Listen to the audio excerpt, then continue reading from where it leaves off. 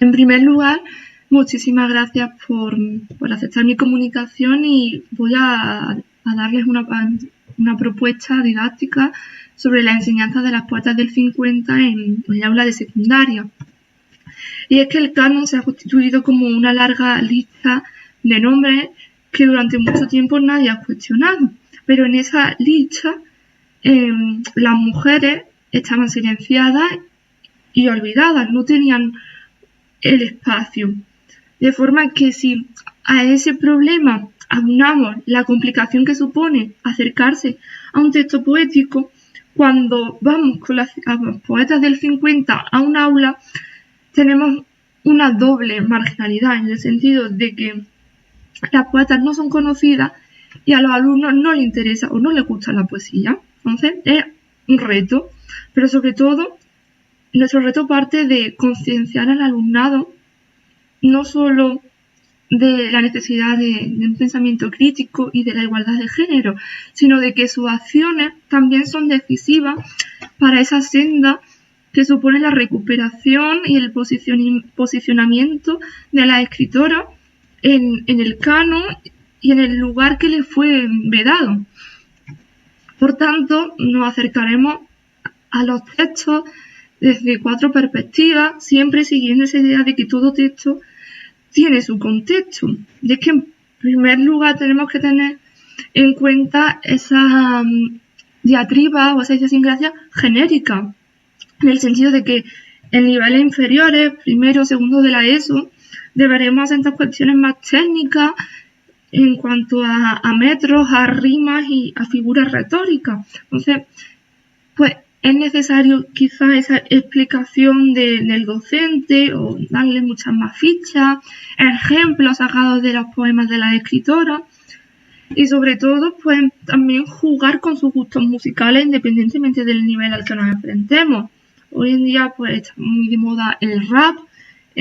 así que podemos usar quizás las batallas de gallos de Sara Soca y compararlos con poemas como No sé, de Gloria Fuertes, para ver que al final la reivindicación del sujeto, aunque se produzca esa brecha temporal, es más o menos parecida porque estamos hablando de un sujeto femenino marginado y denostado. Aunque, es como decimos, esta actividad se podría desarrollar en cualquier nivel, en niveles superiores como tercero, incluso cuarto de la ESO, llegar con una ficha sobre cuestiones técnicas quizás no resulta lo más didáctico del mundo. Entonces con ellos podemos hacerlo pues con una aula invertida, buscando esa dinámica mucho más autónoma del alumnado, del conjunto docente, de manera que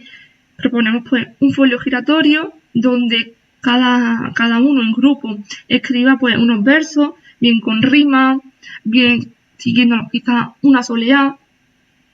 o una figura retórica que lo cierren, se lo dejen un verso al siguiente y así los continúen y sean capaces de escribir un poema.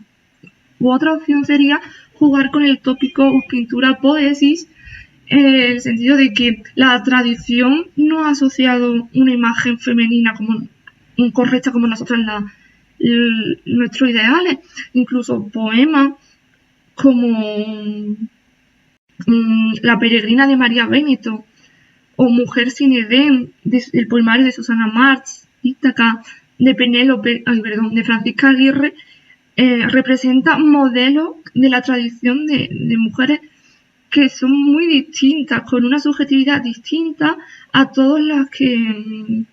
a esos ideales reiterados y compartidos erróneamente. En segundo lugar, es imprescindible que los alumnos conozcan esos condicionantes tanto históricos, sociales, culturales como literarios que rodearon a las escritoras del 50. Y la primera actividad pasa por un diálogo intergeneracional, es decir, que vengan familiares, nuestros abuelos quizás, de los alumnos como de otros profesores, a contar su vivencia durante ese periodo para que realmente reflexionen sobre las diferencias y la situación a la que se enfrentaban estas escritoras por el simple hecho de ser mujer. O incluso podríamos dar un paso más y llevarlos a una residencia de ancianos, a un centro de día, y que allí se produzca un recital poético en el que cuenten por qué han seleccionado ese poema, qué les dice ese sujeto, qué sienten cuando lo lean, y compartan estas opiniones y estos sentimientos con las personas que están allí y viceversa. Aunque claro, esta actividad complementaria pues no siempre se puede producir porque los docentes en clase no siempre cuentan con ese tiempo para desarrollar esta actividad. Entonces, pues quizá a través de las revistas, incluso de nuevo de la música, sea otra forma de acercarlo. Y es que revistas como Medina, Teresa o I reflejan una imagen de la mujer muy distinta a la actual, en el sentido de que ahí se dirigen sobre muebles, sobre moda, cómo tratar al marido, pues en la línea, en esos valores de la falange española y del nacionalcatolicismo, o en la música, no sé, la famosa canción de los días de la semana de los payasos de la tele que todos conocemos, se puede poner a esa versión que después hacen Rigoberta Bandini y Amaya, que pues, se titula Así bailaba. Entonces, reflejando dos realidades muy distintas a la mujer y que ellos sean conscientes de cuál era la verdadera, la que afectaba a nuestra escritora. Así como una línea temporal para que sean conscientes de todas esas tendencias, de la influencia y del transcurso de la poesía hasta que llega nuestra escritora, probablemente desde principios del 20, cuando aparece, principios mediados, en 1944, cuando aparecen la obra de Damaso Alonso y de Vicente Alessandri y todas las corrientes posteriores.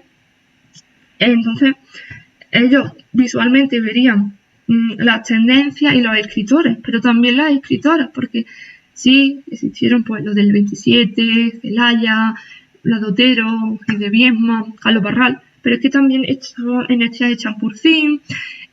Concha Méndez, Ángela Figuera, Carmen Conde y ya por supuesto pues las nuestras, ¿no? Julio Ceda, Pilar Paz Pasamar, Cristina Lancasa, etcétera. ¿Ves? Es como la idea de que ellos sean conscientes de los ecos y la influencia y el devenir de las circunstancias. En tercer lugar, acercarnos a sus vidas sin caer en el biografismo, pero es que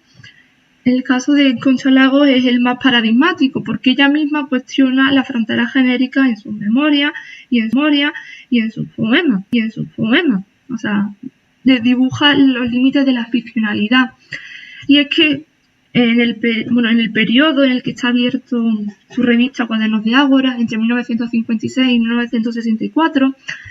a ella digamos que se acercan muchísimas personas de este momento, del mundo de escritores, para tener su hueco tanto en la colección, en la revista, como en su tertulia. Pero es que cuando cierra en 1965, todo este mundo se disipa y cae en el olvido y queda, por decirlo de una manera, sola. Entonces esto lo refleja en 1957 en su poemario El corazón cansado,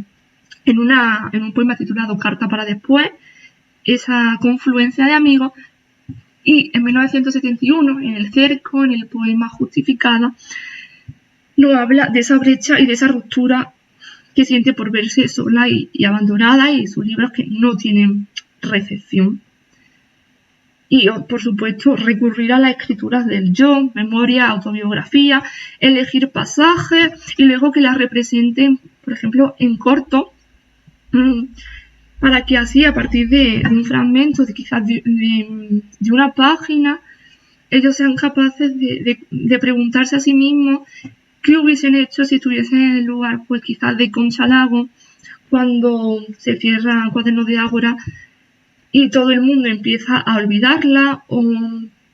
si fuese Julio Ceda estando en ese grupo sevillano del 50 y tantos, con Mantel y Roldán, y luego pues los proyecten en clase, incluso los representen en vivo, y que todos sean capaces de reflexionar sobre esos sentimientos y esas cuestiones. Pero, por supuesto, también con una documentación previa de fuentes fiables, por supuesto, tanto analógico como digital, pero de páginas tales como el Centro Cervantes Virtual o de grupos de investigación como en este caso en POECO, Poesía Española Contemporánea, con las fichas bibliográficas y que se complementen pues con los epistolarios, que de nuevo, volviendo al de Concha Lago, es bastante denso y productivo en este sentido, porque tiene bastantes cartas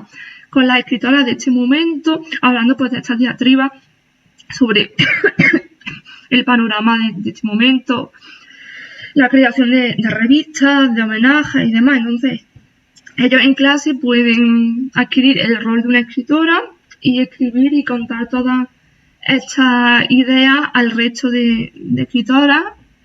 a través de cartas. Y finalmente nos acercamos a lo que es en sí el propio texto, sin orillar la necesidad quizás de comentarios de lo que todos los conocemos a través de un portafolio literario en el que se mantendría todo el curso, comenzando quizás por,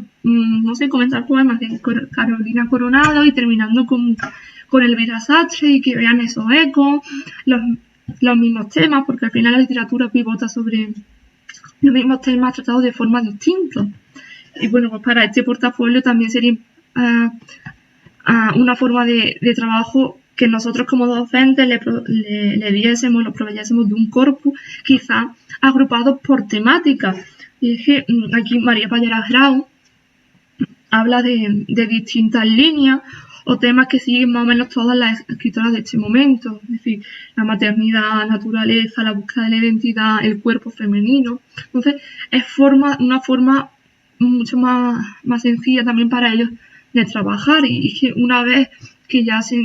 estamos en esta cuarta forma de acercamiento, que han englobado todo lo anterior, pues podrían verterlo en antologías, en tertulias especialmente, donde cada uno de nuevo adquiere su rol, comenta los poemas del resto, alguna anécdota de la vida de otro, y por supuesto lo que decía, antologías, ya que fueron tan determinantes en este momento. Podemos enseñarles, pues, la de Jiménez Marto, la de 20 poetas españoles, luego nuevos poetas españoles la primera de Rafael Millán y la segunda de Jiménez Marto, la de Batlló, José Luis Cano. Entonces, ver que en todo ella brillan las escritoras por su ausencia, y que necesitamos, pues, como la de Carmen Conde o la de María Romano con Angeli, para que después ellas tuviesen cabida. Así que ellas deben convertirse en los antólogos de las que fueron olvidadas y silenciadas. De nuevo, intentando justificar y recalcar ese hueco que les quitaron.